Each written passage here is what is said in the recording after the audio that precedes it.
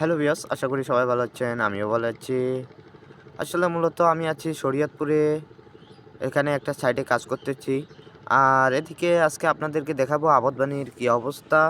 আসলে এদিকে আবাদ বাণী বলতে কি বলবো আর, এদিকে মরিচ, পেঁয়াজ, রসুন এবং কি ধনিয়া এসবই আবাদ বাণী হয় এই জায়গায়। এই জায়গাটা মূলত আমাদের নিচু জায়গা। এখানে বর্ষাকাল হলে পানি লাগাই থাকে, বাড়ি সব ডুবে যায়।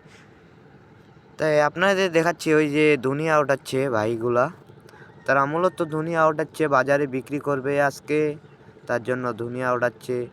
আর ওইদিকে তিনজনকে দেখতে পাচ্ছেন, তারা মূলত মরিচ মরিচ ক্ষেত আছে। অনেকেই অনেক ভাষায় বলে, আমরা জমি বলি, কেউ জমি বলে, কেউ বলে ক্ষেত। তাই যেটাই হোক না কেন, একজনকার ভাষায় এক এক রকম। তারা ওই জায়গায় কিবা করতেছে, ঘাস ওঠাচ্ছে আর কি। মরিচ খেতে যেগুলা ঘাস হয় সেগুলা ওঠাচ্ছে আর ফেলতেছে।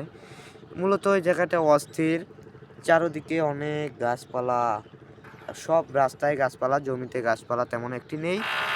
আশা করি সবাই ভালো লাগলে লাইক, কমেন্ট, শেয়ার করে দিবেন। ধন্যবাদ।